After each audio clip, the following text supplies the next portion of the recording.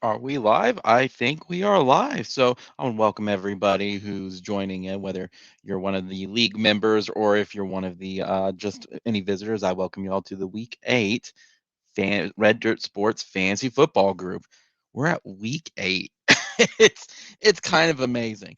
Let me tell you, it has been a thrill to run this league so far for almost halfway through the season at this point. We're almost to like the final third at this point, and we're starting to get some leaders and figure out who's really has a shot at the playoff at this point and who doesn't. Definitely from the top and the bottom, I really do think there's going to be a fight for sixth and seventh place. For anybody watching right now, yes, I'm still recovering. If you can't tell, I just noticed it. I'm just like, man, I reached a certain age and I started to decompose. I can see like the bags under my eyes, and I can see my tiredness from it, from so much football over the past several weeks. And we still got several weeks to go, guys. It's not even November yet. For OU, it's championship November. For fantasy football, they still have a good 2 months left too. So hopefully we'll be able to get some of the other managers in to kind of chit chat and everything like that. I've already been thinking about too how I want to reformat the awards and everything like that. And if I really want to make it like kind of a hangout zone for it, with priority to the uh, to the fantasy members and drop a link for like their awards weekly, or if I want to continue a format like this. I already have to start thinking about it because it'll be done here within about a week and I'll have my Wednesdays open up again. So we're gonna, while I'm waiting on Justin at this point, we're gonna delve right in and just kind of start with the college football pick'ems. So let me bring up my share screen. And as for anybody wondering, yes, I attended the Kansas game. Yes, that was a monstrosity that we shall never speak of again. Ever, ever, ever, ever, ever. So let's take a look at these points. So right now we are in week 9 for the college football pick'ems in the league. We're gonna look at the current standings. Right now, it's Gavin is still holding a 2-point lead going into week 9. I am right behind him at 115 points, 2 points. Third place, we've got Andrew at 113. He's 4 points off, but we're starting to get to those tougher games. So he does have a possibility to catch back up. We got fourth place, we got Frank. Fifth place, we got Patrick because of that OU Tulane game. Sixth place is Sarah. Seventh place, Brittany. Eighth place, Kayla. Ninth place, Chad. And 10th place, Kari. I think we kind of mentioned it where everyone's going to start kind of eliminating each other at this point. I think right now, Kari has pretty much been officially eliminated from possibly winning it unless there's like a complete disaster and she's able to get 16 points. I just don't see that happening. And I'm confident saying like Chad's at this point, he is eliminated at this point. Next week, if the totals don't change or anything like that, I would also say that Kayla would be our next one that is eliminated. There's more chances for everybody else, especially these top, I would say these top 6. There is enough sway where someone could go, hey, 5 points or something like that. That's easily possible. So I want to take a look at the weekly performance. Not weekly. I want to take a look at the group picks from last week, just to kind of give an overview for everything. So as everyone predicted, Illinois was totally going to beat Penn State in 9 overtimes. No. Nobody predicted that, and everybody got that wrong at that point.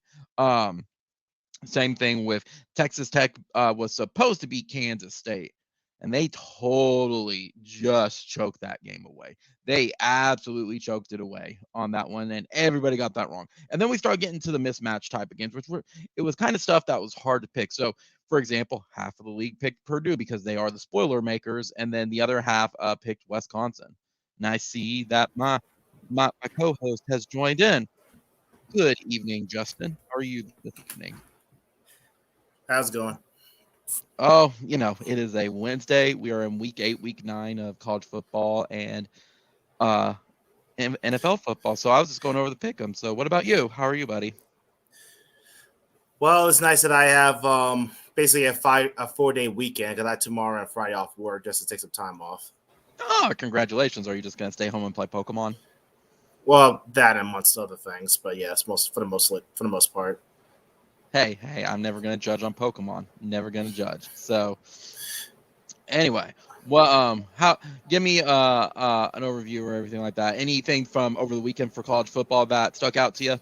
I just went over Actually, like kind of the standings and stuff for it. And I'm kind of going actually, through the games actually, there is. I know y'all won it all, but what the little F was that supposed to be from you Sooners? against Kansas. I Yeah, can tell you right now. what the little crap was that supposed to be? Yeah, it was crap. I was at the game, and I can tell you right now, they didn't care. They were lackadaisical. They thought they could just roll in with their helmets and beat Kansas. And I'm not gonna. I try to keep our streams PG, but they messed around, and they almost found out what happens. Like they did not respect Kansas, and they need to realize that with them moving to the SEC, that teams are going to try to upset them every single week, and this is their Super Bowl. And that there is two game plans that exist. There is everybody else in the Big 12, and then there's the OU game plan, and they need to start taking it seriously. Like that was bad. Like that was insulting as a fan to watch with it, because that's just, I always have the thin line of most of the stuff is going to be on coaches, but the players come out and they just don't care. That's an insult to the fans. So I like the new headset. Did you get a new headset? No, I've had it for a while. I'm just trying it out, see if you can hear me better, if I hear you better. How you liking it so far? And it's fine. I use it every now and then. Nice. I use mine for it because I just hear a lot better with the sound and stuff right here versus coming from the computer. So, but yeah, it was crap. I can tell you right now, like I was literally going through my head, this is going to happen. We're going to become the next meme. And I already have to deal with the Boise State crap, like for 20 years at this point, and still going at this point. And also have to, if you need to launch a program, just go beat Oklahoma, look at Baylor, kind of thing. So like it was going through my head that they were going to Yep, the hook and lateral. Yep. I was like, I'm sorry. That's still one of my favorite plays of all time. I'm not hating or anything, but I know that it's a great football play. In the moment, it just really, really, really sucks. But as a football play, it is one of the best plays you'll ever see. No different than the kick six. It's as I've gotten a lot older, which means like once I hit the age of 30, I started decomposing. Davis gets another block. Yeah, it's one of the best plays for it. Like I can't deny it. And it's something when I was younger, I was a lot more passionate about on it. But like I've chilled since I've gotten older. Of someone has to win and someone has to lose. You just hope you're not on the receiving end of it. Just like when I mentioned before you hopped on, like that Illinois Penn State game. When you're at 5 overtimes, my dude, you don't want to be on the receiving end of that losing game. That Penn State one. I watched the best bit of the fourth quarter and overtime and last like all the 9 overtimes. I wanted to die. That's what everybody said. I wanted to die. I'm like, at least we're not the most humiliating game of the weekend. It was Penn State, which is funny because, you talked about our game. You know what a buddy of mine compared our game to? He said our game is like a horror movie. That OU is the virgin that is finding a way every single week to escape being killed. Last week it was like, all right, guys, we're near the end of escaping the horror movie. We're like in the last kind of run of the horror movie. Let's go to the running car. No, let's don't go to the running car. Let's go through the cemetery. That's a better idea. Like, let's hide behind the chainsaws, guys. I think the funniest thing my buddy mentioned, I'm in stitches on it still, is when I was at the game around the fourth quarter, Kansas said, anybody when the upset looked like it was going to happen, they posted a tweet saying, and I hope they use this as bulletin board material to say how humiliating this was. Of anybody can come into the stadium. We're not going to check tickets. Just come right on down. It was like a dinner bell of everybody get in here. Let's watch an upset. And boy, did they get teased on that one. They were so close and yet so far. And I believe against a more talented team, we would have lost. Like, it was bad, my dude. It was bad. I'm glad we won, and I'll take an ugly win over an ugly loss. They literally had a 9 overtime game where Illinois won, besides even though they only had 38 passing yards against Illinois. Well, Illinois only had 38 passing yards and won. Yeah, that like I said, we weren't the most humiliating game of the week. At least we have the reason of we just disrespected Kansas. That's just another level too. Yeah, it's bad. It's boo-boo bad. It is dookie bad. I'm just like, ugh. And then, of course, Tennessee with Alabama. Well, they kept, for what I could tell, they kept it for a bit, but then Bama did that thing Bama does. putting their foot on people's throat and beating them like by 60 points. Yeah, that sounds about right. Okay, and how would you feel if you're a football team and you put up 56 points but still lose by double digits? Army versus Wake Forest. Yeah, Is that the one I'm thinking of? It's Army. I'd be more upset with if I was Texas Tech and Kansas State, and I'll get to that one in a second. That one is Army only has one thing. They run the triple option. I don't necessarily. Wake Forest is having a really, really good year. It's that you encountered the one team during the week that you probably could have beaten everybody else, but it's that one team with it, and it was just Wake Forest. Wake Forest is having a good year. I don't feel as bad as that one. If it was anybody else, sure, but this week, nah. Question, Big 12 man. Yes, I take it. Did you happen to see the infamous penalty in the Oklahoma State Iowa State game? I did. Oklahoma State got shafted. They got a bad spot, and they have every right to be upset. Well, that's not the one I'm talking about. Granted, it was the one against Iowa State. Yeah, that was one where it was like they did the 4th and 2 conversion, and they passed it, and they only got like 1 yard, but it was really they should have got first down. No. Iowa State, it ultimately didn't matter because they won, but Iowa State got a touchdown wiped off the board because of unsportsmanlike conduct.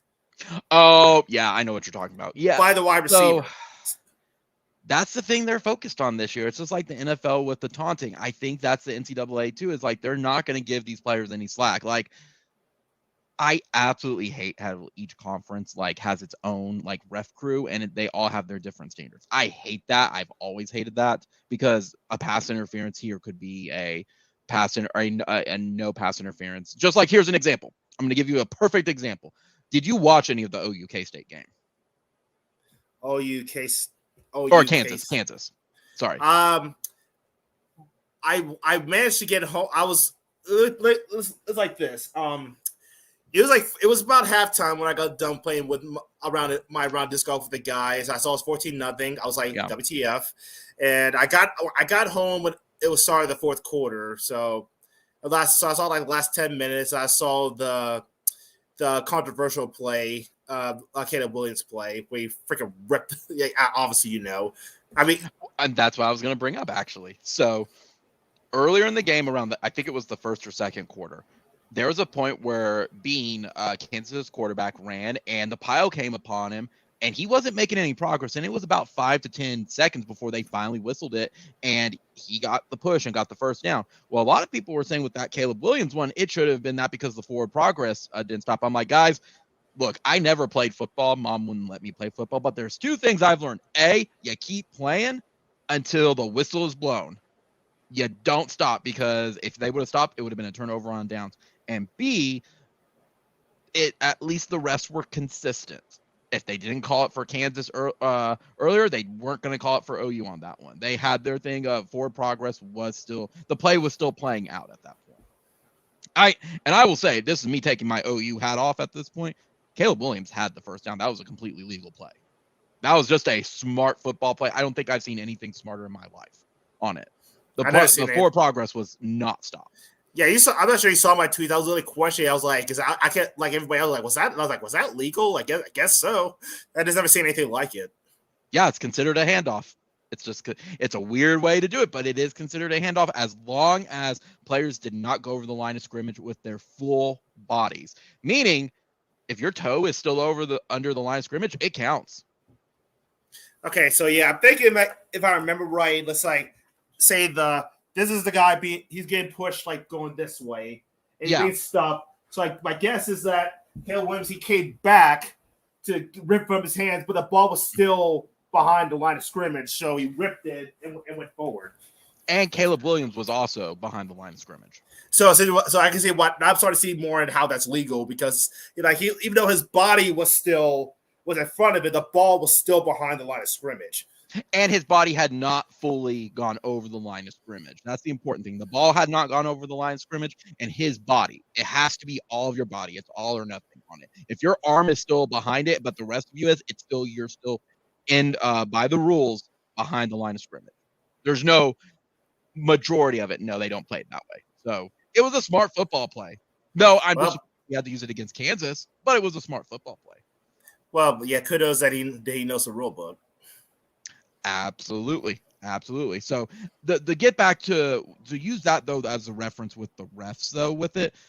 That's the thing with the unsportsmanlike. They seem like they focus on one thing a year, and this is the weird thing. They're focused on the taunting, and I get it, but their kids they're adults, but let them play, guys. Like, worry about the safety of the game. Like, to me, there's a difference of if he's doing this, who cares? He's not taunting the fans versus saying, like the egg bowl where what's his face peed like a dog and caused his team to lose. Yes, you need to flag that.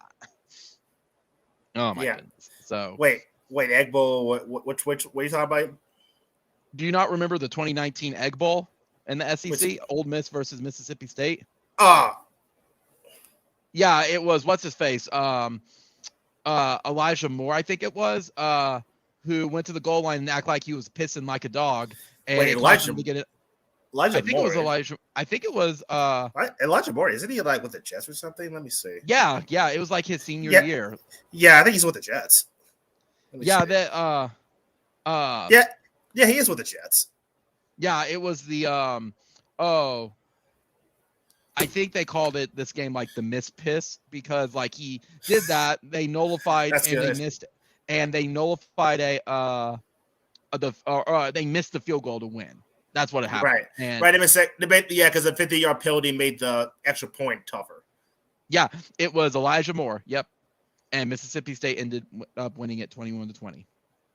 That's the stuff they need to call on, and I will back that every single day of the week. Yeah, but who cares? Yeah, basically it's like this. Hang on a second. Yeah, it's like when I'm watching on my TV, and this is my sleeping mask. If I see if I see a penalty that where I think should be obviously a penalty, I just throw this. Oh yeah. I can't do that. I was like, can't do that. Well, it's one of those that if the refs are going to do it, at least to Kansas's credit for them, they were at least consistent. They didn't blow it with Caleb Williams, but they didn't blow it for the Kansas State quarterback. I give them that. For the Iowa State one, that was such a ticky-tack call. Like, they should have never called that.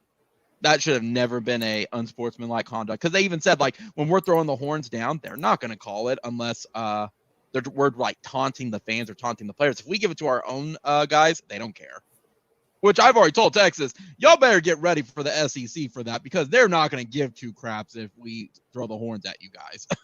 They're going to let y'all play. So, but yeah, it's to answer your question though on it. Yeah, that was a terrible call. It was bad. And then did you see that Texas Tech's head coach? He got fired. I heard. Yep, he gone. And you know, I'm still questioning of why he was like fired for less versus like Ed Ogeron, who gets to finish the season. I'm very, very questioning that. Yeah, when it's pretty clear where LSU players don't even want to play for him anymore. Yeah, but it has to be a buyout thing on it. That's just my thoughts on it. So I think the play just put over for so long. This is just a year where they're like, enough is enough. Absolutely. So I'm going over the rest of the picks, Justin. I already revealed like the standings right now, and it seems like Kari and Brittany are completely out. They're like 15 points away. There's just no way. But there's 6 people within about a 2 to 5 points where anything could change in the next 5 weeks. And I was just kind of highlighting the game. So Penn State and the Illinois, no one saw that coming. Texas Tech had a meltdown, which led to their head coach being fired. One of the ones that was hard to pick was Wisconsin-Purdue because Purdue came off that very, very, very emotional win against Penn State. But they play up to those number 2 teams, and that was such an emotional game. I didn't know which one to pick either. I went with Purdue. I thought they were better, and then Wisconsin just came back and beat them. And then they got smacked. Yep.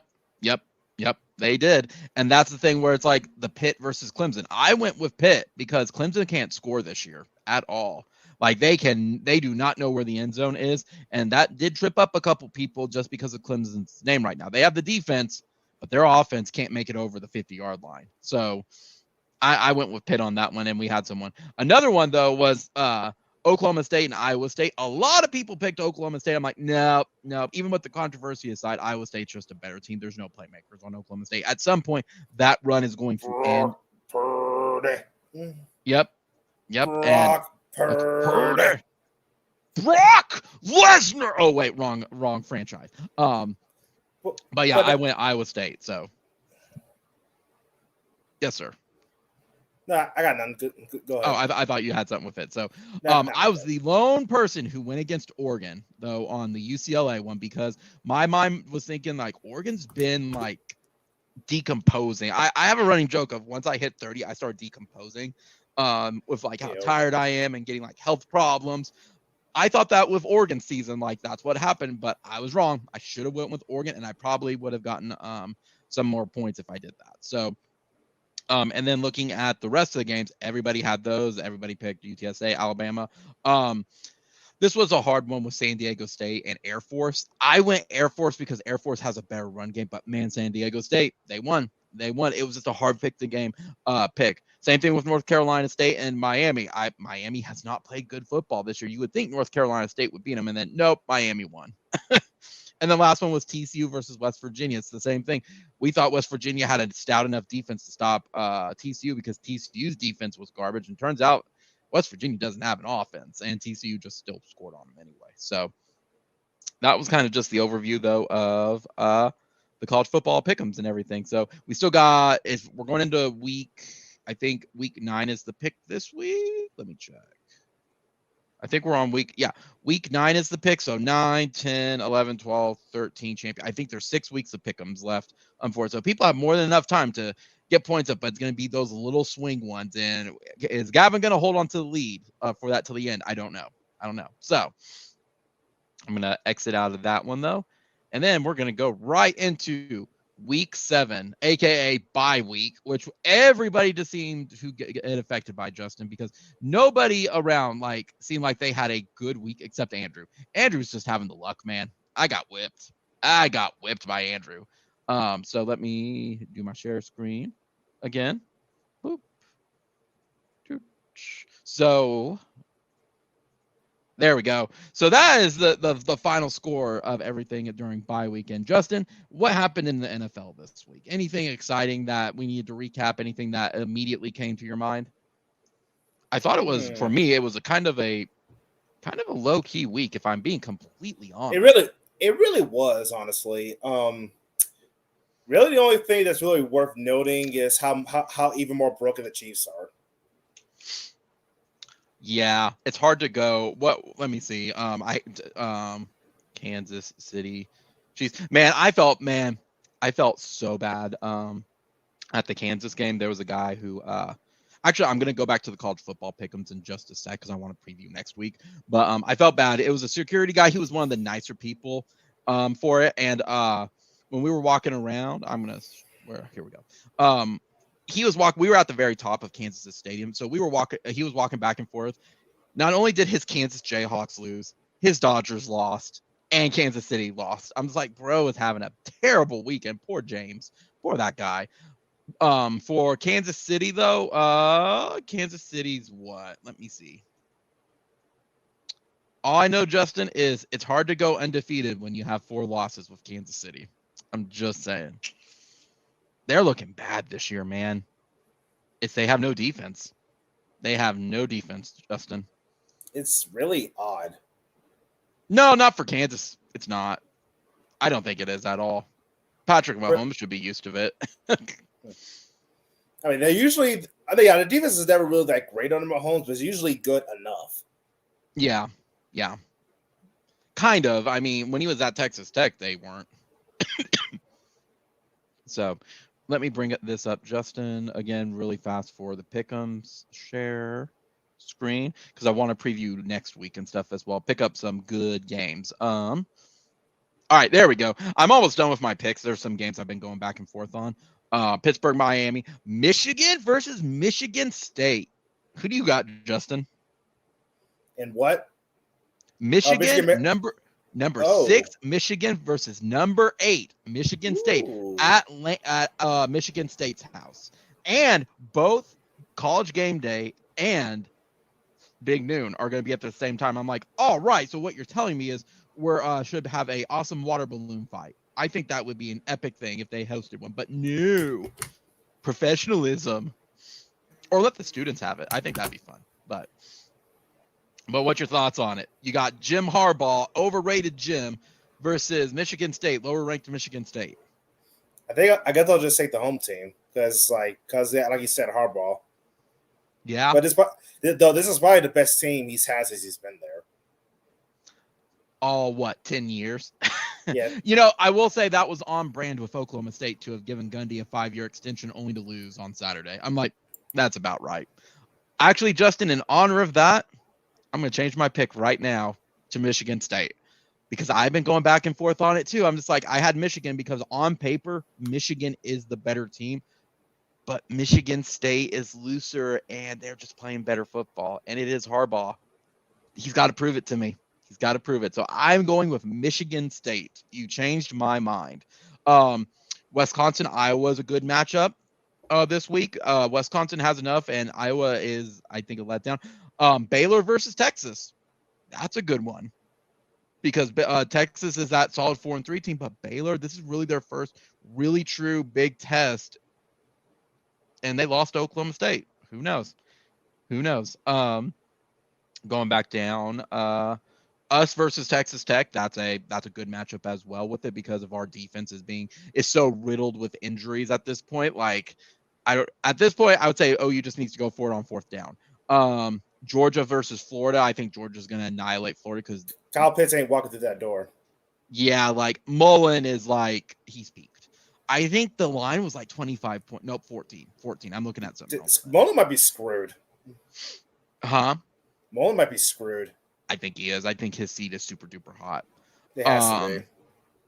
Auburn versus Mississippi. That's a good one against Lane Kiffin. I'd probably pick Mississippi in that one because the offense is better. But Auburn did upset LSU, so you can't excuse that one. A good game, Justin. Houston versus SMU. Versus SMU. Because, and I say this for a reason, I need to bring it up because where is it? Here it is. If SMU can get through Houston, do you know who they have in 3 weeks? Who, y'all? No, we're not in the same conference. No, not yet. SMU. Let me see. Here, no, I brought it up for you. Look who they got in 3 weeks. Fuck. Oh, okay. I thought. Okay, 3. Oh.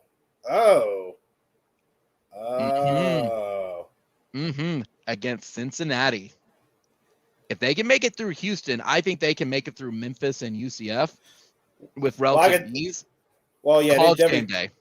Well, they definitely should. Because Memphis sucks this year. Trust me, I know. So, okay, if they make it through Memphis, though, and I think they'll make it through UCF. I wouldn't see any reason why SMU wouldn't make it through UCF. Cincinnati, man. I can see. Yeah, I could see if they do SMU. I could see that possibly a college game day game. Yeah, I could see it as well, and I could see this determining Cincinnati season. It could be, yeah. They might have to win that game if they want to make the playoff. Actually, they pretty much have to be undefeated to make the playoff at this point. Well, and that's the thing with SMU. I think SMU is undefeated as well, and they're number 19. That could, in theory, if stuff plays out as it's supposed to, could be a top 10 matchup by that time.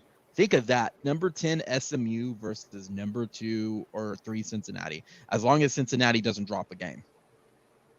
Because Cincinnati right now, I think Cincinnati doesn't have anybody coming up at this point.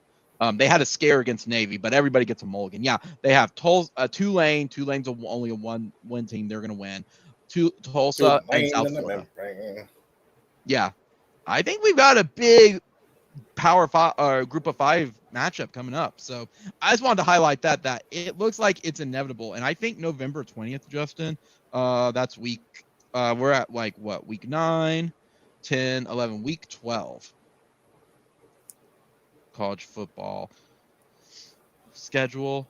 I don't think there's other games that week, Justin, because when you look at the schedule with it, Auburn and A&M might be a good game if Auburn survives till then. No, that's the wrong one.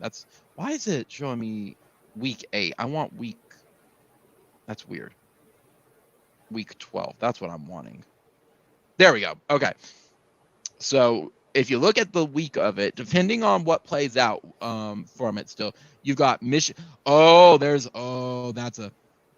gonna be hard. If Michigan State wins, top 5 matchup between Ohio State and Michigan, or top 10 between Ohio State and Michigan State. At Michigan State. No, Ohio State. It's at Ohio State. My bad. That's another good one. But Michigan State's got to win out. They got to beat Michigan first. Either way, that's one team. Not many teams in the country want any part of what they are right now. Correct. No, right? No. Yeah, no. I would say not many teams want any part of what Ohio State is right now. Oh yeah, and there's another matchup as well. This will determine us. OU versus Iowa State. OU versus Iowa State. They are torching people right now. Yeah. Oh, I wouldn't want to play Ohio State. They've gotten better since that loss to Oregon. That pissed them off. Yeah, it did. It's like Alabama. You don't lose to Bama and you beat the next team up, not have it taken out on you. But Iowa State, Oklahoma, that's one. SMU, Cincinnati, and Michigan State versus Ohio State. Those are some good matchups.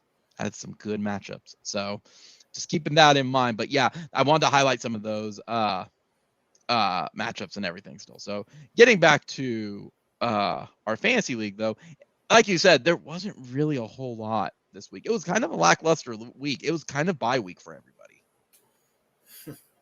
So, but going into it, you can see that I lost my game of the week against Andrew. I lost by 30 points. There was nothing I could have done for that. My players, I'm finally dropping Anderson. I gave him his shot. I thought they were finally giving him some chances with behind DJ Moore, and I'm done with him.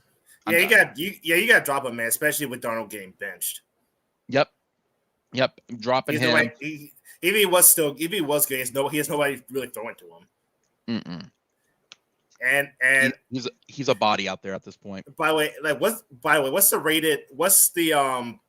rating for this stream? Is it PG or PG-13? I always say PG-13. I try not to drop an F-bomb.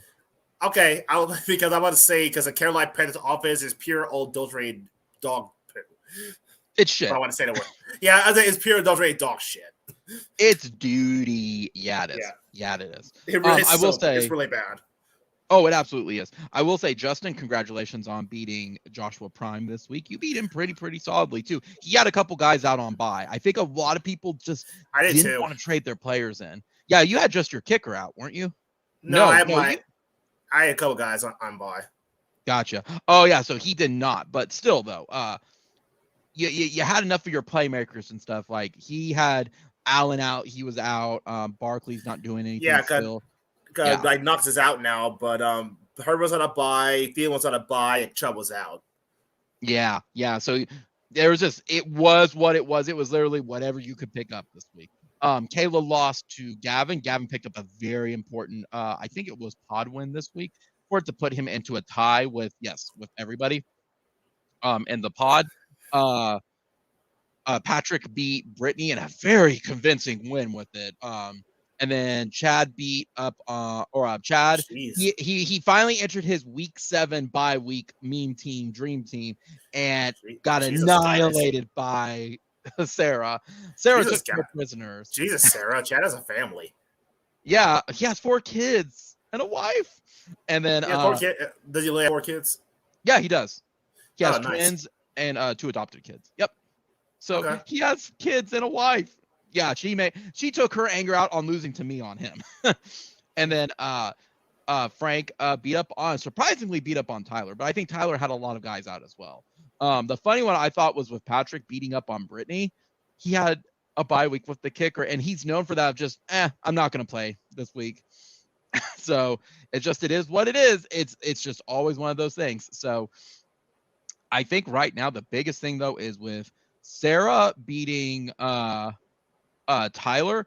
She has put herself very clear in the league as the right now ahead of the pod. One, I think if she beats Tyler and Frank one more time each, she'll win. she'll win the pod with it, because I don't think there's any way. But Frank is giving her a run for her money too, because he has 2 wins in the division as well. Justin, you are leading Joshua Prime by, I think. I'll be right back. I'm still listening. Go ahead. Oh, you're fine. You're fine.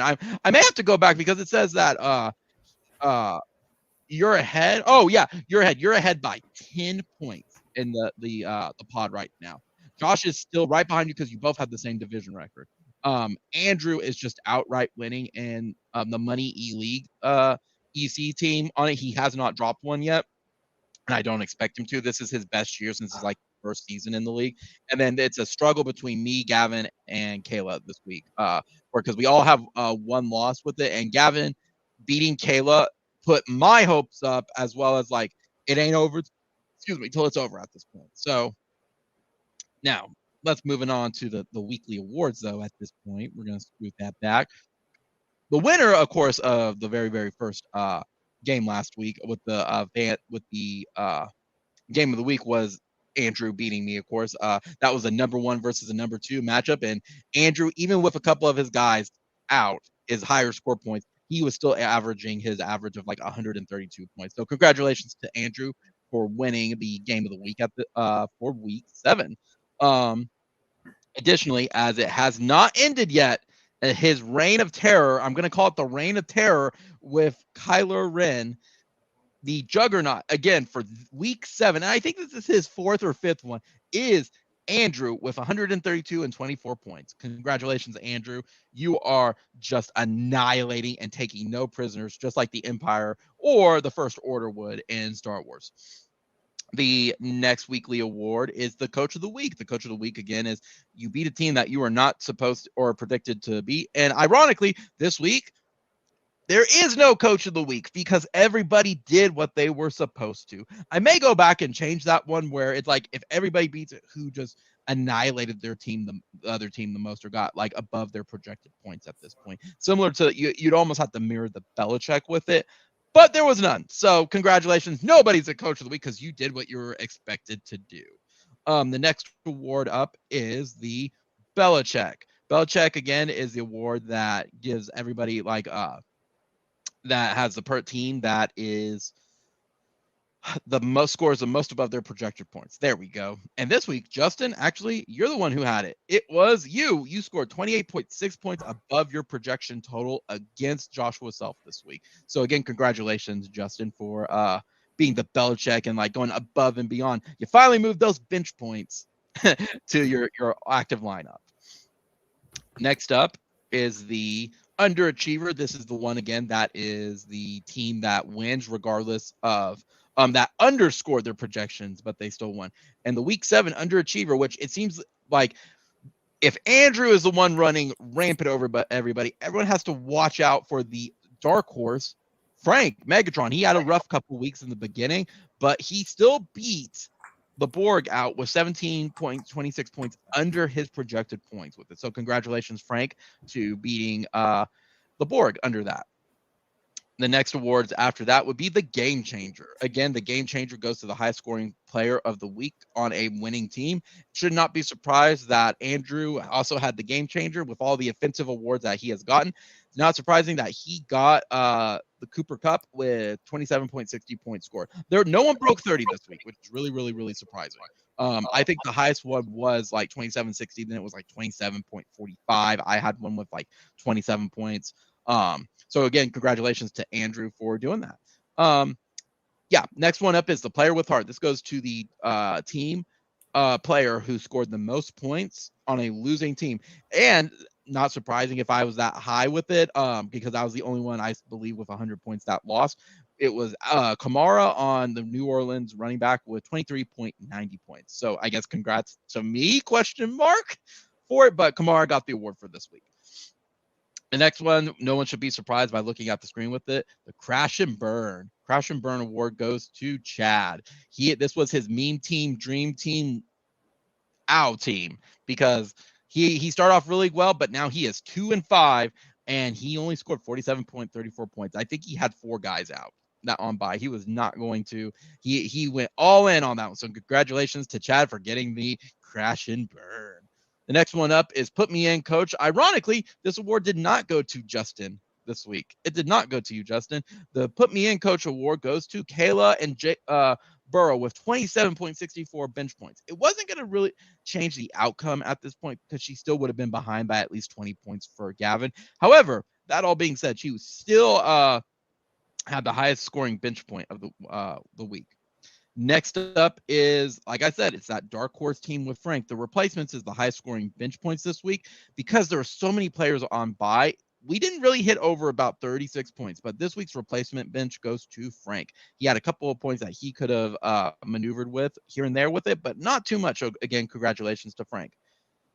Similar to the Coach of the week 7, so win is a win where someone wins, but they were outscored by 3/4 of the league. Turns out to be nobody because everybody won that was supposed to. Nobody got outscored with it. The closest one to that was Frank, but there was several teams above him that scored a lot of points this week. Again, that dark horse team, the schedule could be in favor.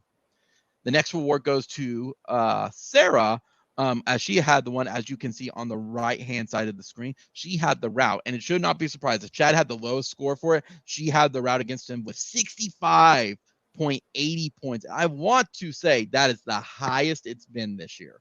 Right? I'd have to go back and check for it, but I believe that is the highest points that any team has scored on an opponent. So again, congratulations to Sarah. Next one, the Hail Mary is the closest win for against another team. And again, it's that dark horse team. Megatron is slowly sneaking into those playoffs as he beat Tyler, and it was the closest game with this week with 23.36 points between both teams, separating them. Versus somewhere it was like in 40s or 50. This was not only bye week, but this was blowout week as well with it. So again, congratulations to Frank. He survives another week, and I think he's only one win off from from getting 0.500. Next one is similar to above, the participation trophy. It goes to the team that lost but outscored 3/4 of the league. There was none in week 7 as a result because of everyone did what they were supposed to. So congratulations to everybody.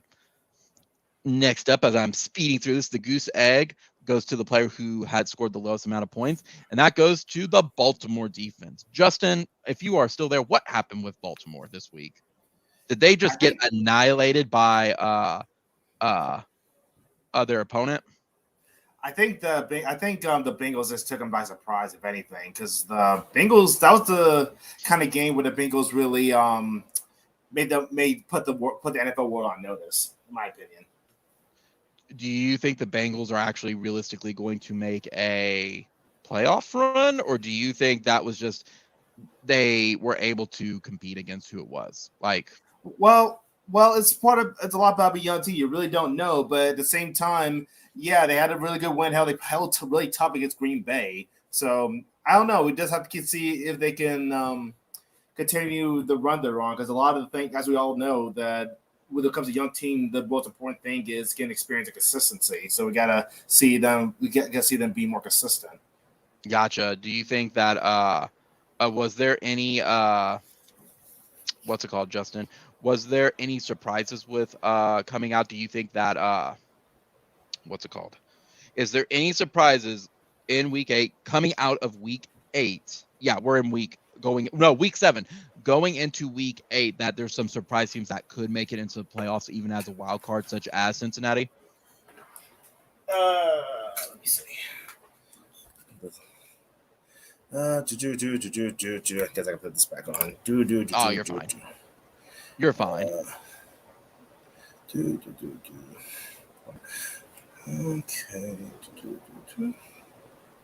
No, about them. About them.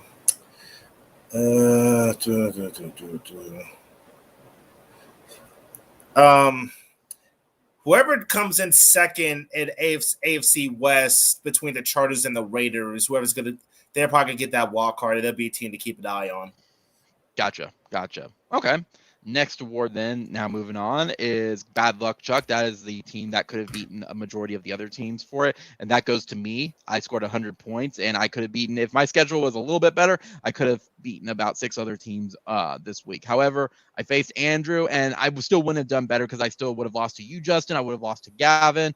I would have lost to Patrick. I was definitely like the bottom of the barrel If I was going to beat other teams, that was it. The next award. Oh, go ahead. Sorry. What the funny thing is that going into the afternoon games, I only had like 34 points. And the littlest I, what's his actual name? Oh, Joshua Self. Joshua Prime. Yeah, Joshua Prime. Yeah, he actually led by like 37 points going to the afternoon games. I got most of my points from the afternoon games. And then your team woke up and was like, "Oh, time to go beat up on Josh." So it's kind of like your Sooners in the fourth quarter. Like, oh wait, we're playing the bleeping Jayhawks. Yeah, no. Mine was, oh, we don't want to be embarrassed and become a meme for eternity. So that's how I see it. Next, I got a couple more awards, and then we can go on to some of the rankings and stuff. The next one is the Crisis Averted. I'm not listening if there was like 10 to 15 players.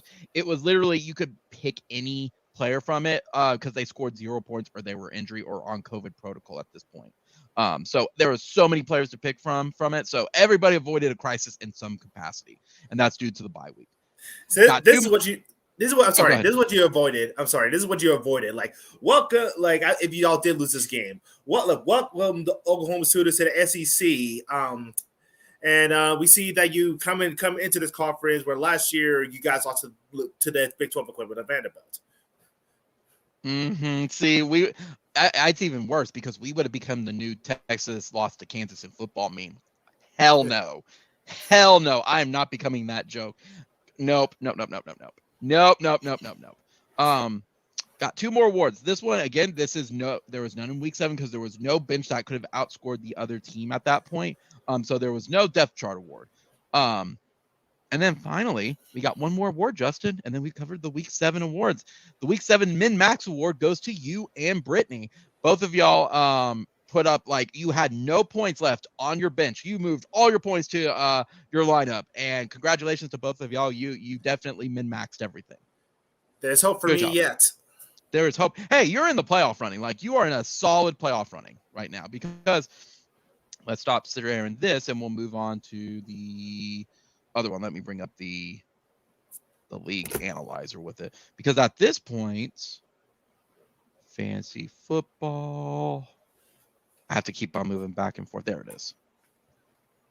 Right now, the projected standings as it's loading, Justin, as it's loading.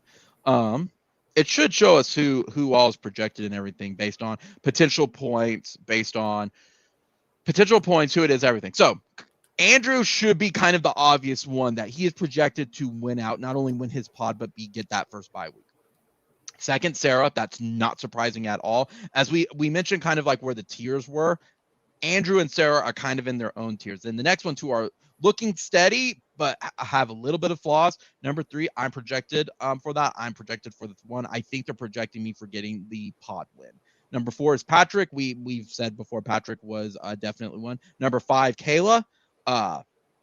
As well, she was in mine, and I think it's going to come down to me or her getting the pod one, and one of us is going to get the basically the wild card for it. And then number 6 is you, Justin, and I think that's because they expect you to win your pod at this point. But Frank is now moving. He is knocking on the door on projections at this point. He has a 34% chance of making it in. Tyler has dropped a couple from his higher ones, and he's down there. Same thing with Gavin, Chad, Joshua, and then Brittany. So we know those 3 are probably, that's going to be difficult for them to climb.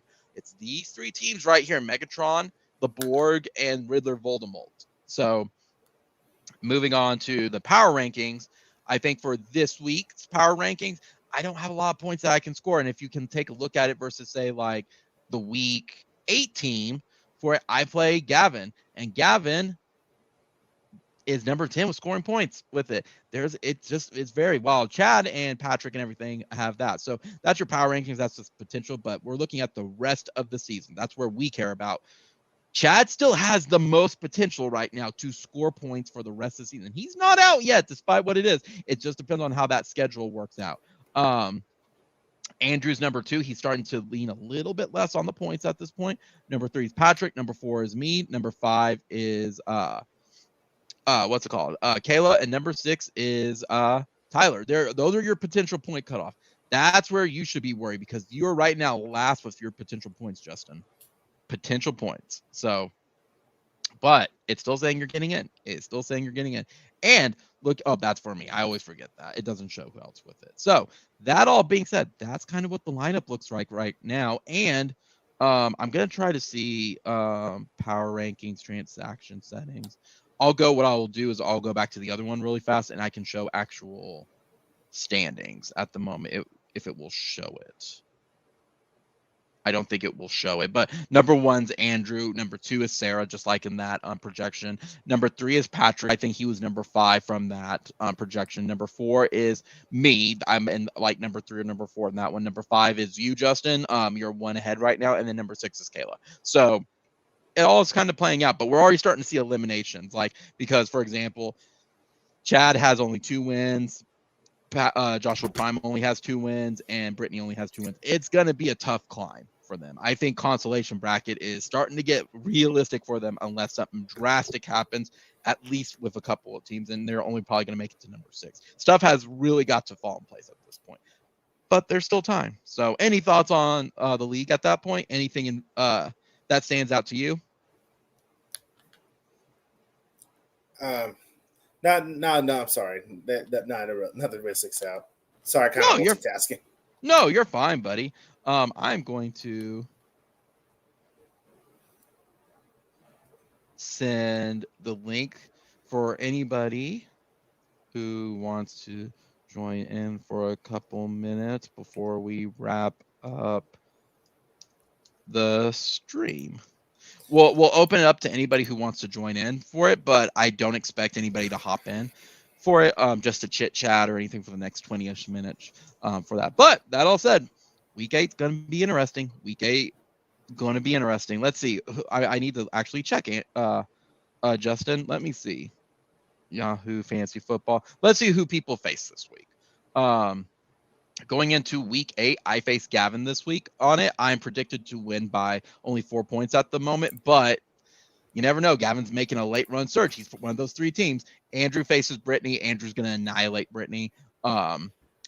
Justin, you face Patrick. That's going to be a good matchup. That is really going to be a good matchup between both of you guys. You don't play in the same pod, so it doesn't play for outcome for it, but that's going to be a good one. Number 3 versus number 5. Kayla faces Frank. The prediction, get this on this one. As it is right now, Kayla, 100.01. Frank, 100.22. They don't play in the same pod this week because I play Gavin, but that's going to be a close one as well with it. And I think if Frank gets this win, that will give him the perfect bye week into put him in the perfect position to possibly sneak into the playoff as a 6th seed. Joshua Prime places Chad. That's gonna be the biggest pillow fight ever. Number 10 versus number 12, and then Sarah versus Tyler. I think Sarah's going to annihilate Tyler. So that's what the standings look like and everything at this point. So besides that, Justin, what else has been going on besides the footballs? Anything fun and exciting? Well, the World Series is going on. I'm flipping back and forth between that and the basketball game. Yeah, who are you rooting for in the World Series? Braves, I suppose. Ooh, fair ball down the left field line. So yeah. So Braves got a leadoff double. They're down 5-2 in the top of the 6th. Gotcha. So Jorge Soler's got a 1-out double down the left field line. Who is World Series? It's Braves and Astros. Oh yeah. This game 2. Braves won yesterday too. They won what? Yeah, Braves won. Right? Braves won game 1. Yeah, they're down. Is right now it's top of 6. It's 5-2 Astros. Gotcha. Are you playing any good video games? I'm on Omega Ruby right now. I'm just getting myself prepped for when the Sinnoh remakes come out next month. Yeah. Yep. Brilliant diamond thing. Did you see the new Pokemon they revealed with Hisuian Zora and Hisuian the ones Zoroark? the ones released for Legends Arceus, yeah. Did you see what their Pokedex entry is? I'm like, what the hell? I mean, no, I'm not. I haven't, but nothing really will surprise me anymore. What This one will. This one will. Okay, so there is some Pokedexes like Gengar. Oh, you don't want your shadow to follow you because Gengar's gonna like kill you. Or there's the funny one like Drifloon, where it's like it tries to pick up kids to courier them off to the afterlife, but it hates fat kids because it's a balloon and can't pick them up. Zorua is like it was driven from its homelands because it was humiliated essentially, and because of its dark typing, and it just died off. So it came back as a yokai full of bitterment and will kill everybody it sees. I'm like, oh, okay. So that's what we're doing. We're doing that fox spirit of evilness. Okay, that's weird. So, okay. But it looks interesting. I mean, outside the frame rate. Now, speaking of that, man, did you see how stupid Nintendo was on their N64 online? Kinda. So not only are we going to offer $30 for Nintendo Online, but also we're going to have frame rate drops on games. Like there's a 5 frame rate drop on Ocarina of Time right now. Like it's bad, and everyone, oh yeah, minimum effort, Nintendo. Thanks, guys. Just get out the N64 for the frame rate at this point. So I'm almost done with it, Justin, but I've been playing Metroid Dread. I'm almost done. I still have that on the list of my games to get. Metroid, yeah, it's good. If you enjoyed Super Metroid or Metroid Zombies Returns, it's a good one. It is a good one. So I'm trying to think anything else. Oh, they revealed the gameplay. I'm not impressed by it, but we'll see kind of how it goes. It was Halo Infinite, its campaign. They revealed that, so I'm waiting to see what it looks like for that one. But yeah, kind of just low-key week, actually. We're already to Thursday, man. Oh, and I survived tornadoes last night. Oh, nice. I woke up. It was like midnight. They're like, tornadoes are heading this way. I'm like, ugh. Check my phone. Oh, it's going north and south of me. Don't care. Rolling back to sleep. If it's my time to go, it's my time to go. So, yeah, I cracked that joke. Oh, ooh, is that the original one, not the gold cartridge? No. Star Fox, a game that everyone wants a new one of and has yet to get something because Nintendo does not like Star Fox. How many N64 games do you have? Let me count them. I have them right here. 1, 2, 20. I use that a lot more, but I'm not sure where they all went. But what I have on my possession right now is 6, 9, 10, 12, 13, 14, 15, 16. I have 19 in this box. Nice. I approve. 1,000%. 1,000%. Justin, I don't think we're gonna have anybody join tonight. I think this is kind of it. So I think we're gonna be able to end the show a little bit early. We went over all the awards. We went over last week and everything like that. And we went over this one. I got all 3 of these. You see that? Mario. What's this middle? Well, Mario Party, and then what's the third one? I don't see what the third one is. The first 3 Mario Parties. Oh. Okay. Yeah, this is 1. That's 2. That's 3. Man, the original Mario Parties, I enjoy those. They're one of the better ones, in my opinion. Of course, I got that. Let me see. Super Mario 64. Yep. A classic. A classic. I got both of these. Got these 2. Oh, yeah. See, that's what I'm waiting on, is if Nintendo throw that back up, because I actually never finished Pokemon Stadium and Pokemon Stadium 2. The original Pokemon Snap. Yep. An underrated title, in my opinion. Smash, classic. Kirby, all the way. Sakurai's boy. And I want to show you a game that actually gets pretty damn hard. And when I show it to you, you might laugh. But this game gets pretty damn hard. But Battletoads. No, I've actually heard that. Mario Tennis. Yeah, that's why it has a cult following. Mario Tennis, Mario Superstars. People love the Mario games. Yeah, they get difficult. I'm not going to laugh at all. I've heard many things about that. So, let's see. Oh, Bond. Yep, Bond. 007 GoldenEye. Everybody can play it except Odd Job. Don't play with Odd Job. He's forbidden. I don't know why the hell I still have this, but I do. Because it's a hard game to get. That's just part of a collection now. Because that was one of those gimmick games. So yeah, it was very gimmicky. It's very gimmicky. It absolutely is. It's the first of like the Nintendo type of stuff. But you had Pikachu. So, and then original Banjo-Kazooie, fantastic. I still haven't played much of this yet, but I do have it. Banjo-Tooie, yeah, because Kazooie's the best one. Tooie's is good, but you just can't beat the classic. So. Yeah, of course I got 60. Mario Kart. Yep. Classic ones. And then I can't tell. Yoshi. Yeah. Yoshi's Story. Okay. Let's see. That's not really interesting. And speaking of Mario sports games, this is also one that's hard as hell. Mario Golf. Yep, knew it without even have to bring it up. Mario Golf is so unforgiving. Probably even more difficult. Yeah. It is so unforgiving. So, Justin, I think no one's going to join us though, so I think we're going to wrap up. Okay. I'm going to wrap up, buddy. So I want to thank you for joining me again. If anybody watched or anybody wanted to preview, see what our league stuff was about, thank you for watching in. And Justin, we'll be here same time, same place next week. Week 8. Week 8 recap. Good luck to your games this week. Good luck to everybody in the league. And we're getting ready. We're almost into that final fourth of the season with playoffs. So have a good night, Justin. I hope you have a good weekend. Enjoy watching the World Series. All right. You do the same. Until next week, we go. See you, Justin. Bye, everybody.